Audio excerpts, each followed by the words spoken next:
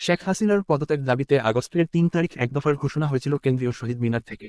দ্রোহ ও বিদ্রোহের প্রতীক সেই শহীদ বেদি থেকেই ঘোষণা আসছে জুলাই বিপ্লবের ঘোষণাপত্রে। আজ বিকাল ৩টায় ভূতাপেক্ষ এই ঘোষণাপত্র ঘোষণা করবেন জুলাই আগস্ট গণঅভ্যুত্থানে নেতৃত্ব দেয়া বৈষম্যবিরোধী ছাত্র আন্দোলন, যেখানে উপস্থিত থাকবেন ছাত্র আন্দোলন থেকে সরকারের উপদেষ্টা পরিষদের স্থান পাওয়া প্রতিনিধিরাও। বিপ্লবের ঘোষণাকে কেন্দ্র করে কেন্দ্রীয় শহীদ মিনারে ব্যাপক জনসমাগমের প্রস্তুতি নিচ্ছেন আন্দোলনকারীরা। অন্যদিকে অভ্যুত্থানের প্রায় ৪ মাস পর জুলাই বিপ্লবের ঘোষণাপত্রকে দুর্বিসন্ধিমূলক বলে মনে করছে জাতীয়তাবাদী ছাত্রদল। ছাত্র অধিকারসহ সমমনা অধিকাংশ ছাত্র সংগঠনের জনসমাগমে যোগ দেবে না বলে জানিয়েছে। অন্যদিকে ছাত্র শিবিরে সরাসরি কিছু না বললেও সংগঠন নেতাকর্মীরা সেখানে থাকবেন বলে জানা গেছে। কেন্দ্রীয় শহীদ মিনারে বৈষম্যবিরোধী ছাত্র আন্দোলনের ১৫৮ সমন্বয়কের শপথের মধ্য দিয়ে এই ঘোষণাপত্রকে স্বীকৃতি দেওয়া হবে। রোববার ছাত্র আন্দোলনের নেতাদের এক সংবাদ সম্মেলনে এমনটাই জানানো হয়।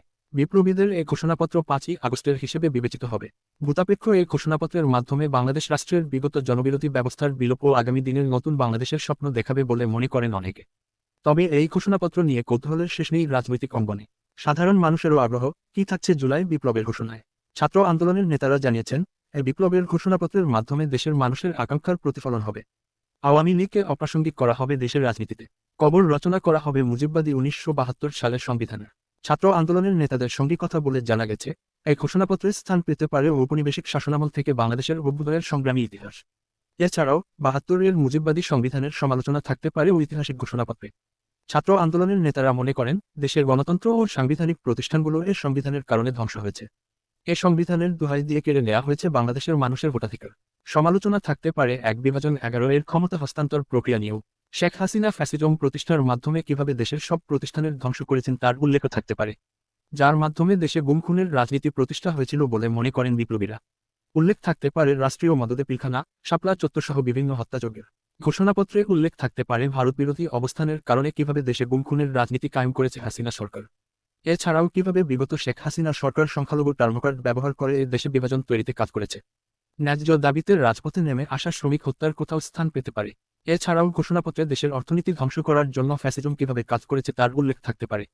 এ ব্যবস্থার কারণে দেশের শীর্ষ ব্যবসায়ী থেকে শুরু করে সরকারি কর্মকর্তারা আওয়ামী এজেন্ডা বাস্তবায়নে কাজ করেছে বলে মনে করেন বিপ্লবীরা। সমালোচনা থাকতে পারে বিগত ৩টি অবৈধ নির্বাচনের বিষয়েও। এছাড়াও বিভিন্ন সময়ে শিক্ষার্থীদের অধিকার আদায়ের আন্দোলন, নাগরিক বৈষম্যের কথা স্থান পেতে পারে। বিশেষ করে জুলাই আগস্টের ঐতিহাসিক অভ্যুত্থানে ছাত্রদের আন্দোলনে এ দেশের আপামর জনসাধারণের সম্পৃক্ততার কথা বীরত্বের সঙ্গে উল্লেখ থাকতে পারে। একই সঙ্গে সেই আন্দোলনে হাসিনার দমনপীড়ন ও হত্যাযজ্ঞের কথা গুরুত্ব সহকারে উল্লেখ থাকবে। বিপ্লবীরা মনে করেন, আন্দোলনের মাধ্যমে এদেশের মানুষের আকাঙ্ক্ষার প্রতিফলন হয়েছে। মুক্তিযুদ্ধের প্রতিশ্রুত পুনরুদ্ধার করা গেছে। ঘোষণাপত্রে গুরুত্বের সঙ্গে উল্লেখ থাকতে পারে হাসিনার পতনের পর বঙ্গভবনের বৈঠকে প্রেসিডেন্টের কাছে সাবেক প্রধানমন্ত্রী বেগম খালেদা জিয়ার মুক্তির দাবির বিষয়টিও বাতিল চাওয়া হতে পারে ১৯৭২ সালের সংবিধানের। একই সঙ্গে ঘোষণাপত্রে গুম, খুনসহ মানবতাবিরোধী সব কর্মকাণ্ডের বিচার চাওয়া হতে পারে। ঘোষণাপত্রের মাধ্যমে মূলত শিক্ষার্থীরা বৈষম্যমুক্ত রাষ্ট্র প্রতিষ্ঠার দাবি করবেন। একই সঙ্গে ফ্যাসিবাদ বিরোধী আন্দোলনে যুক্ত থাকা সব রাজনৈতিক দলের মধ্যে ঐক্য ধরে রাখার আহ্বান জানানো হবে।